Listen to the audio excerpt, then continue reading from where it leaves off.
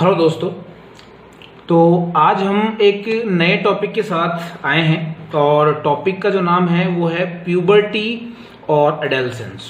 ठीक है, प्यूबर्टी की हम बात करें तो प्यूबर्टी एक वो फेज है जिसमें कोई भी एक ह्यूमन बीइंग, इवन वो मेल हो या फीमेल हो, वो अपने सेक्सुअल जो कैरेक्टर्स हैं उनको एक्वायर करता है, या फिर हम ये कह सकते हैं कि वो अपने गार्जियंस की तरह, अपने एडल्ट्स की तरह, या उस स्पीसीज के जो मेल फीमेल एडल्ट्स हैं उनकी तरह ही एक कैरेक्टर्स को एक्वायर करता है। उससे पहले एडोलेसेंस में प्यूबर्टी स्टार्ट करूं उससे पहले हम थोड़ा सा लाइफ स्पैन के बारे में देख लेते हैं कि लाइफ स्पैन क्या होता है और इसमें हम प्यूबर्टी को किस जगह रखते हैं। ठीक है, तो लाइफ स्पैन बेसिकली एक टाइम पीरियड है between the birth and the natural death. यहां हमने देखा है, हमने दो वर्ड लिखे हुए, क्या? The time period between the birth and natural death. यहां हम नेचुरल डेथ की बात करेंगे। ठीक है, जब भी जैसे कोई आदमी जो है एजिंग के बाद अगर उसकी डेथ होती है तो उसके उस पूरे कंप्लीट पीरियड को जो है हम लाइफ स्पैन कहते हैं। क्योंकि मान लो अगर किसी का 10 साल के एज में ही किसी डिजीज से या किसी और रीजन से डेथ हो जाती है तो वो जो पर्टिकुलर ह्यूमन है वो कभी रिप्रोड्यूस नहीं कर पाएगा, इसलिए उसकी लाइफ कंप्लीट नहीं हुई है। तो कंप्लीट लाइफ स्पैन जो है बर्थ से लेके नेचुरल डेथ तक आता है। ठीक है, चलिए अब हम इसको डिवाइड करते हैं अलग अलग फेजेस में कि कौन कौन सी फेजेस में आप इसको डिवाइड कर सकते हैं। ठीक है, तो यहां पर हम जो है इसको हमने कंप्लीट 4 फेजेस में डिवाइड किया हुआ है, 1, 2, 3 और 4। ठीक है, और उसके अलावा इसमें हमने कुछ इवेंट्स भी इंक्लूड किए हैं। अब ये फेजेस कौन कौन सी हैं सबसे पहले देखते हैं। तो सबसे पहले आती है प्रीनेटल लाइफ। प्रीनेटल लाइफ कौन सी होती है? बर्थ से पहले। कौन सी लाइफ होती है? ये बर्थ है तो बर्थ से पहले का जो फेज है वो प्रीनेटल लाइफ में आता है। ये वो फेज है जब जो हम बात करें एक पर्टिकुलर ह्यूमन बीइंग है उसकी बॉडी जो है डेवलप हो रही होती है इनसाइड द मदर्स वोम्ब। ठीक है, तो ये एक तरीके से कह सकते हो कि मदर की प्रेगनेंसी वाला लाइफ है, जहां जिसको हम 9 मंथ्स से जनरली एवरेज हम 9 मंथ से जो है इसको रिप्रेजेंट करते हैं। ठीक है, अब यहाँ इसके अलावा बर्थ जब हो जाती है तो उसके टाइम पे हम बात करें तो नियोनेट या जब प्रीनेटल जो लाइफ जब आती है, ठीक है, सॉरी, जो नियोनेट जब आता है, जो न्यूबॉर्न जो होता है, वो पर्टिकुलर एक टाइम तक, जब तक कि वो रिप्रोड्यूस करना शुरू नहीं करता। कौन? बच्चा, न्यूबॉर्न आया। ठीक है, या फिर हम बात करें तो न्यूबॉर्न को हम नियोनेट भी कह सकते हैं। ठीक है, तो जो नियोनेट और या फिर हम बात करें तो जो न्यूबॉर्न है तो नियोनेटल लाइफ यहां पर आ गई, ये शुरुआती लाइफ होती है। अब ये आएगा तो उसके बाद में चाइल्डहुड आ जाएगा। चाइल्डहुड के बाद में जैसे ही चाइल्डहुड जहां खत्म होगा उस टाइम को हम बोलेंगे प्यूबर्टी। एग्जैक्टली यहां पर जहां पर चाइल्डहुड खत्म हो जाता है। अब चाइल्डहुड में जो है ह्यूमन बीइंग में रिप्रोड्यूस करने की एबिलिटी नहीं होती, इसलिए हमने इस लाइफ को कहा है pre reproductive phase, prenatal life या फिर प्रीनेटल फेज, या फिर हम बात करें तो अगला जो दूसरा है वो प्री रिप्रोडक्टिव फेज है। उसके बाद में आता है प्यूबर्टी। प्यूबर्टी को मैं यहां पर एक बात बताऊं तो हम इसको एक इवेंट की तरह नहीं लेंगे, ध्यान रखें, प्यूबर्टी कोई इवेंट नहीं है। एक्चुअली ये एक सीक्वेंस ऑफ इवेंट्स है जिसमें बहुत सारे चेंजेस होते हैं। ठीक है, बहुत सारे चेंजेस, फिजिकल चेंजेस होते हैं। ठीक है, उसके वजह से बहुत सारे अलग अलग इवेंट्स बॉडी के अंदर होते हैं। तो एक तरीके से आप ये मान सकते हैं कि puberty is a tunnel. What? Puberty is a tunnel, जिसमें एक चाइल्ड जो है, या फिर हम बात करें प्री रिप्रोडक्टिव फेज वाला जो ह्यूमन बीइंग जो रिप्रोड्यूस नहीं कर सकता, वो एंटर होता है और निकलता कौन है? एक अडल्ट। कौन निकलता है? एक adult. Adult in the sense of reproduction. बात समझ में आ रही है? तो एक तरीके से आप ये मान के चलें कि प्यूबर्टी क्या है? ये एक पर्टिकुलर ड्यूरेशन है, एक टनल है जिसमें एक चाइल्ड एंटर होता है और निकलता कौन है? वो निकलता है अडल्ट निकलता है। समझ में आई बात नहीं? ठीक है, ये फर्दर इसको एक्सप्लेन बाद में करेंगे। ठीक है, उसके बाद जैसे ही अडल्टहुड में ये एंटर करता है प्यूबर्टी के बाद, तो इसको हम कहते हैं रिप्रोडक्टिव फेज। क्या कहते हैं? क्योंकि अभी रिप्रोडक्शन की एबिलिटी अचीव कर चुका है तो उसको हम कहेंगे रिप्रोडक्टिव फेज। बात समझ में आ रही? चलिए, इसके बाद आगे हम यहां पर एक छोटी सी बात देखें कि इस रिप्रोडक्टिव फेज के अंदर अगर हम पर्टिकुलर देखें तो यहां पर पर्टिकुलर इवेंट्स की हम बात करते हैं। तो फीमेल में तो पर्टिकुलर एक इवेंट होता है जिसको हम मेनार्क कहते हैं, जो कि फर्स्ट ओव्यूलेशन होता है। क्या होता है? First ovulation. जिसको मेनाक कहते हैं। मेल में एज सच कोई ऐसा इवेंट नहीं होता, ये फीमेल के अंदर होता है पर्टिकुलरली, लेकिन मेल में ऐसा कोई इवेंट नहीं होता है। जैसे ही स्पर्म फॉर्म करना स्टार्ट हो जाते हैं, ये इरेक्शन होना शुरू हो जाता है, या फिर उसके साथ में जैसे ही इजैगुलेशन शुरू होता है, इजैगुलेशन विद स्पर्म, ठीक है, वो शुरू हो जाता है, तो उसको हम बात करते हैं रिप्रोडक्टिव फेज में काउंट करते हैं। पर्टिकुलर कोई इवेंट यहाँ पर है नहीं, फीमेल में हम इसको मेनाक कह रहे हैं। बात समझ में आई? उसके बाद में ये पीरियड चलता है, ठीक है, जिसको हम रिप्रोडक्टिव फेज कहते हैं, जब तक कि वो मेल या फीमेल रिप्रोड्यूस करने की एबिलिटी रखता है, ठीक है। उसके बाद एक इवेंट आता है जिसमें हम फीमेल की वो अगेन बात करें तो फीमेल के अंदर ये मेनोपॉज होता है, जो अराउंड हम बात करें तो 45 से लेके 50 ईयर्स के आसपास आता है जनरली, ठीक है। और एग्जैक्टली सेम जैसे कि यहां हुआ था, यहां मेल में कोई पर्टिकुलर इवेंट नहीं था, यहां मेनाक था फीमेल में, या फीमेल में मेनोपॉज है, ठीक है, लेकिन एग्जैक्टली सेम मेल में भी कोई पर्टिकुलर इवेंट नहीं है। यहां भी जैसे ही जब भी स्पर्म किसी भी रीजन से जैसे भी स्पर्म बनना स्टॉप हो जाएंगे, तो उसके बाद में इसकी रिप्रोडक्टिव फेज स्टॉप हो जाएगी। क्या आ जाएगी? Post reproductive phase. चौथी फेज है, पहली है कौन सी? वो है प्रीनेटल फेज, फिर है प्री रिप्रोडक्टिव फेज, फिर रिप्रोडक्टिव फेज, फिर पोस्ट रिप्रोडक्टिव फेज। बात समझ में? और उसके बाद में आ जाती है आखिर में अल्टीमेटली डेथ। समझ में? तो ये पर्टिकुलर एक लाइफ स्पैन है, ठीक है, जिसको हमने अलग अलग तरीके से यहाँ एक्सप्लेन किया है, ठीक है, या जिसको हमने डिवाइड किया है। उसके बाद आगे जब हम चलते हैं तो हम चलते हैं प्यूबर्टी के बारे में। प्यूबर्टी क्या है? प्यूबर्टी एक्चुअली एक है physical changes in child body. जैसे कि मैंने बताया था कि प्यूबर्टी में चाइल्ड एंटर होता है और एक एडल्ट निकलता है, ये इटर्नल है, कंपेयर किया था हमने। तो ये जो फिजिकल चेंजेस भी हो रहे हैं वो किसके अंदर होंगे? वो चाइल्ड बॉडी में होंगे, जिसकी वजह से वो रिप्रोडक्शन की एबिलिटी को अचीव करता है, ठीक है। उसके बाद दूसरी बात आती है कि ये होता कब है। तो इसका एक जनरल हमने टाइम लिया, ग्रॉस टाइम, मैंने इसके ऊपर स्टार लगाया हुआ, और आपको पता होगा पिछले लेक्चर में हमने देखा था कि स्टार नंबर लगाने का मतलब क्या होता है। उसका मतलब ये होता है कि ये क्या है? वेरिएबल है। क्या है? वेरिएबल है। बात समझ में आया? तो इसलिए ये मेल फीमेल में अलग अलग टाइम पे होता है, फीमेल में ये जल्दी होता है, मेल में ये थोड़ा बाद में होता है, लेकिन हमने दोनों को कलेक्टिवली एक एवरेज टाइम लिया है, वो लिया 12 to 16 ईयर्स, ठीक है। हाँ जी, चलिए उसके बाद हम देखते हैं कि इसमें होता क्या है। एग्जैक्टली जैसे ही प्यूबर्टी की स्टर्नल में कोई भी मेल या फीमेल चाइल्ड जो है वो एंटर होता है, तो उनकी बॉडी में सबसे पहले GnRH का सीक्रेशन स्टार्ट होता है। किसका सीक्रेशन? GnRH। बात समझ में आई? और ये GnRH जो है वो हम बात करें बेसिकली तो बनता ये है जो है हाइपोथैलेमस में, but it is secreted by the neurohypophysis, या हम बात करें तो पोस्टीरियर पिट्यूटरी, और ये वर्क करता है ऑन द एंटीरियर पिट्यूटरी, या फिर हम बात करें तो एडिनोहाइपोफाइसिस। तो यहां पर इसका नाम है, देखिए यहां एक कंफ्यूजन होता है बहुत लोगों को, मैं उसको क्लियर कर दूं। ये गोनाडोट्रोपिन हार्मोन नहीं है, GnRH का फुल फॉर्म है गोनाडोट्रोपिन रिलीजिंग हार्मोन। ये रिलीजिंग हार्मोन है जो गोनाडोट्रोपिन हार्मोन्स का रिलीज करवाएगा। और गोनाडोट्रोपिन हार्मोन्स कौन है? LH और FSH जो यहां है। बेसिकली गोनाडोट्रोपिन हार्मोन्स वो होते हैं जो गोनेड्स के ऊपर काम करते हैं। तो GnRH गोनेड्स पे वर्क नहीं करता, GnRH जो है वो एंटीरियर पिट्यूटरी पे वर्क करता है, जो फर्दर LH और FSH का सीक्रेशन करवाती है। बात समझ में आई? ठीक है, चलिए उसके बाद जैसे ही एंटीरियर पिट्यूटरी वर्क करता है तो मेल में यहाँ पर वही सेम LH का सीक्रेशन होता है, फीमेल LH FSH का, एग्जैक्टली सेम फीमेल में भी LH और FSH का सीक्रेशन होता है। बट आगे इनके वर्क बदल जाते हैं। क्यों?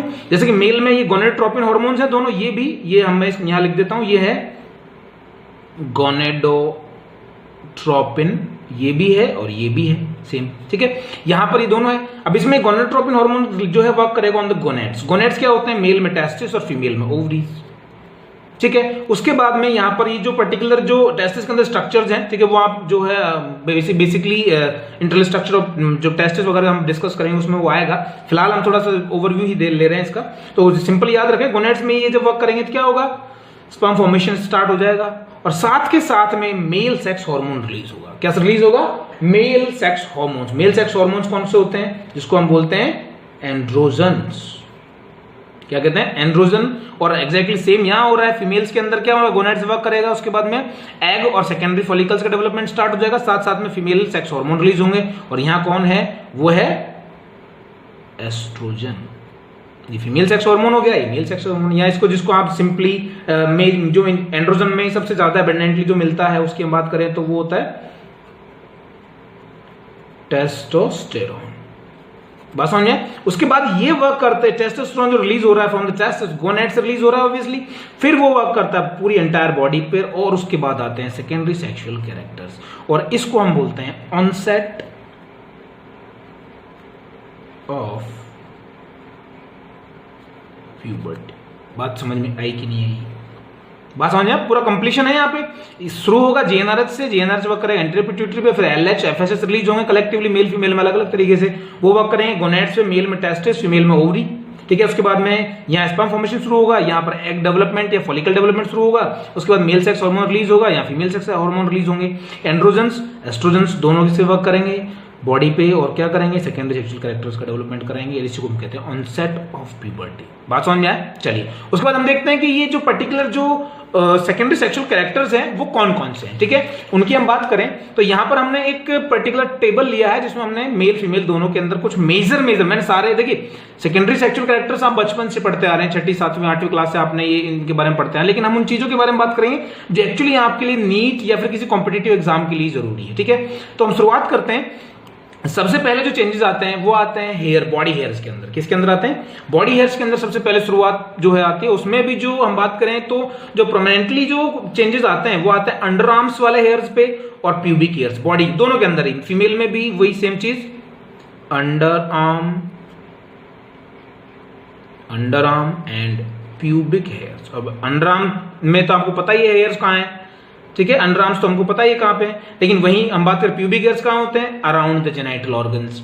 बात समझ में आ रही है? Around genital organs, male female में पेनिस, मेल में पेनिस और टेस्टिस के आसपास, या फीमेल के अंदर जो हम बात करें एक्सटर्नल जेनिटलिया है, लेबिया माइनोरा हम बात करें तो सॉरी मेजोरा, उसके आसपास उसके ऊपर वाले वेस्टिबुलर पार्ट पे वहां पर जो है प्यूबिक हेयर्स होते हैं। उनका आना जो है ये शुरुआती साइन है प्यूबर्टी के, ठीक है। उसके बाद में क्या होता है? मेल के अंदर इन हेयर्स के अलावा फेशियल हेयर्स भी आते हैं। फेशियल हेयर्स जैसे फेशियल हेयर्स के साथ में जो चेस्ट पे जो हेयर्स होते हैं वो भी आते हैं। तो इसमें हम बात करें तो मुस्टैचेस, बियर्ड्स वगैरह का आना धीरे धीरे शुरू होता है। फीमेल में ऐसा कुछ नहीं होता, ठीक है, इसलिए हमने क्रॉस लगाया हुआ है, ठीक है। उसके बाद आता है अगला एडम्स एप्पल।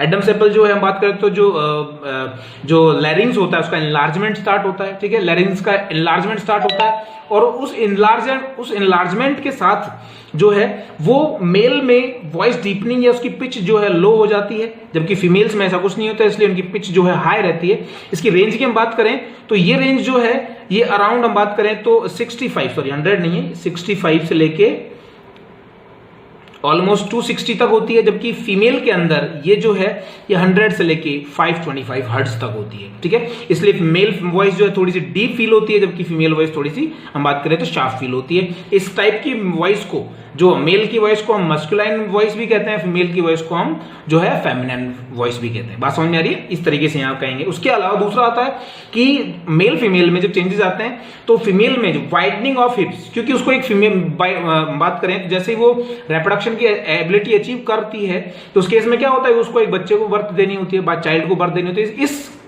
इस कंसिडरेशन से उनके हिप्स जो हैं वो वाइड होना स्टार्ट होते हैं, साथ में वहां पर जो है फैट डिपोजिशन भी होना स्टार्ट हो जाता है उन पर्टिकुलर एरियाज में, along with the breast also, ठीक है। उसकी बात हम करेंगे। जबकि मेल्स में क्या होता है? ब्रॉडनिंग ऑफ शोल्डर्स, ठीक है, मेल्स के अंदर जो है शोल्डर्स की ब्रॉडनिंग होती है।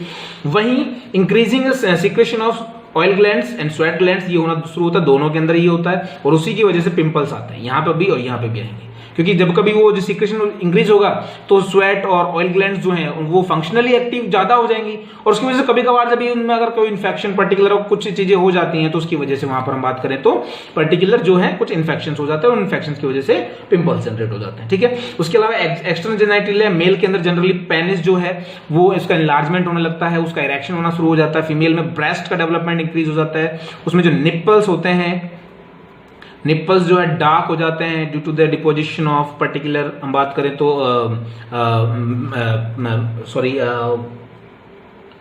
पिगमेंट्स, ठीक है, पर्टिकुलर पिगमेंट्स। उसके अलावा लेबिया माइनोरा जो है उसका इलार्जमेंट स्टार्ट होता है, ठीक है। वहीं जो ओवरऑल जो स्ट्रक्चर्स हैं उनका डेवलपमेंट स्टार्ट होता है, मेल जेनिटलिया का भी फीमेल जेनिटलिया का भी, ठीक है।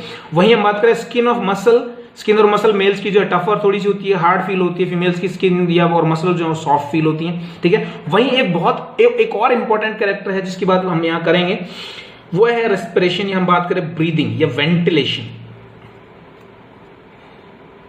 वेंटिलेशन का मतलब होता है ब्रीथ इन, ब्रीदिंग, ठीक है।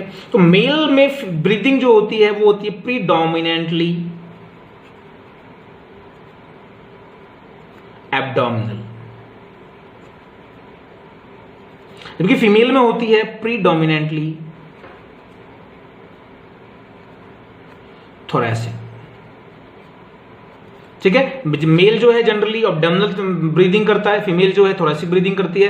क्यों? क्योंकि फीमेल जो है उसके एब्डोमिनल ब्रीदिंग मूवमेंट्स ज्यादा नहीं होते, क्योंकि उसको एक बच्चे को जब बर्थ देनी होती है ड्यूरिंग प्रेगनेंसी वो काफी डिस्कंफर्ट कॉज कर सकता है, इसलिए जनरली ऐसा होता है। और in the last trimester of pregnancy या फिर हम बात करें तो 6 to 9 मंथ्स ऑफ प्रेगनेंसी में ये कंप्लीटली थोरेसिक हो जाती है ब्रीदिंग, कोई एब्डोमिनल मूवमेंट नहीं होते ताकि बच्चे को डिस्कंफर्ट फील ना हो। ये कुछ सेकेंडरी सेक्सुअल कैरेक्टर्स हैं मेल और फीमेल में जो हम डिस्कस करते हैं, ठीक है। उसके बाद में एक आखिरी पॉइंट है जो इसमें रह जाता है, उस आखिरी पॉइंट की हम बात करते हैं द अर्ली ऑनसेट, ठीक है। अब अर्ली ऑनसेट की मैं बात करूं, अर्ली ऑनसेट का क्या मतलब है? मतलब कि प्यूबर्टी जो है वो बिफोर टाइम हो जाए। क्या हो जाए? बिफोर टाइम, बिफोर टाइम मतलब जो कि हमने टाइम जब लिया था 12 to 16 ईयर्स, अगर मान लो इससे पहले हो जाए तो उसको हम बोलेंगे अर्ली ऑनसेट ऑफ प्यूबर्टी।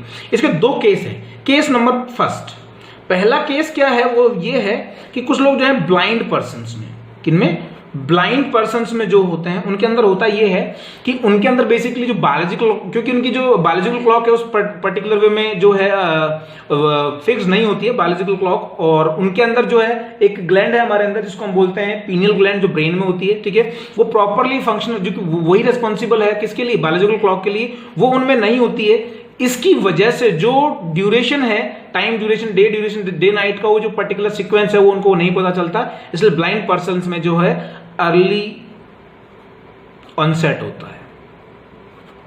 बस समझ आई? क्योंकि एक तरीके से कहीं ना कहीं बहुत सारी स्टडीज में माना गया है कि प्यूबर्टी का जो टाइम है, पर्टिकुलर जो टाइम है, ये कहीं ना कहीं एक तरीके से पीनियल ग्लैंड के थ्रू रेगुलेट होता है, या फिर हम बात करें तो बायोलॉजिकल क्लॉक की वजह से रेगुलेट होता है। लेकिन इनमें ब्लाइंड पर्सन्स में ऐसा नहीं होता, इसलिए इनमें अर्ली ऑनसेट ऑफ प्यूबर्टी होता है। जबकि दूसरा केस जो है वो है आर्टिफिशियल, जिसमें को हम बोलते हैं जीनो एस्ट्रोजन। जीनो एस्ट्रोजन क्या होता है? जीनो एस्ट्रोजन जो होते हैं ये कुछ आर्टिफिशियल केमिकल्स होते हैं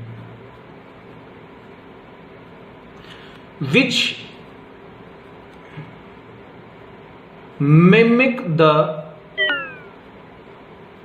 एस्ट्रोजन, जो क्या करते हैं? वो एस्ट्रोजन को मिमिक करते हैं।